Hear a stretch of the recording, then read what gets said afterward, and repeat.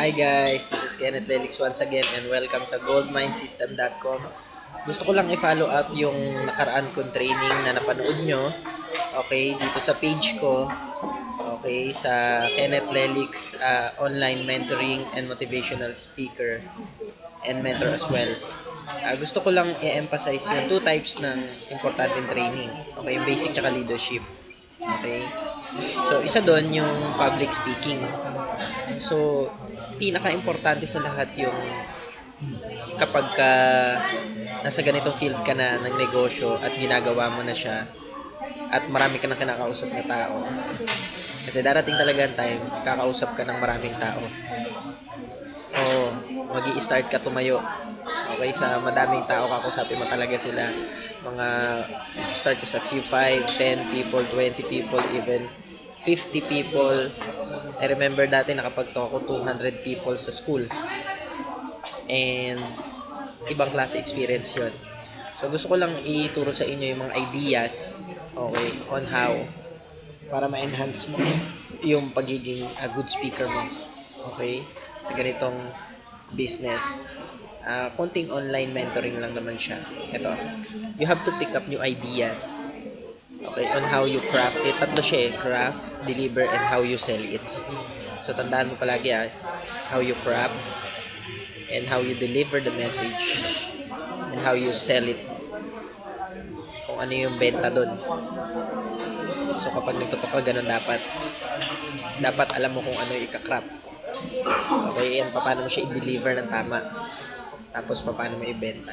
One of the key is to sell yourself.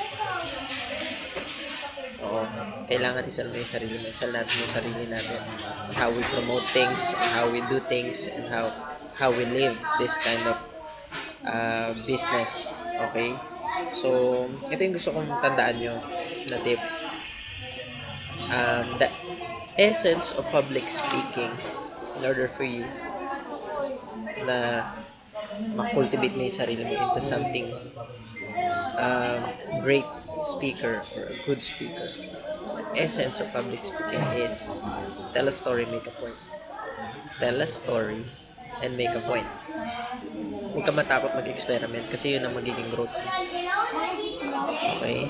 Experimentation leads to your growth.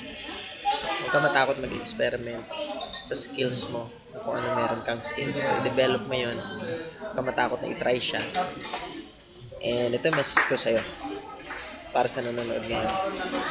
If you do nothing, nothing will happen. But if you do something, something will happen. So, importante, get started ka na kaagad, practicein mo na kaagad. Start 1 or 2 people on your organization kung mausap ka. Just talk to them. So, anong business plan mo, just talk to them. And I'm sure if you do something, obviously, may mangyayari.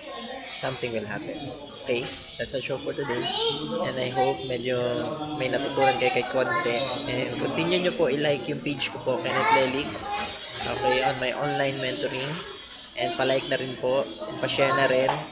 And let's continue to make a difference. Okay? Have a great day.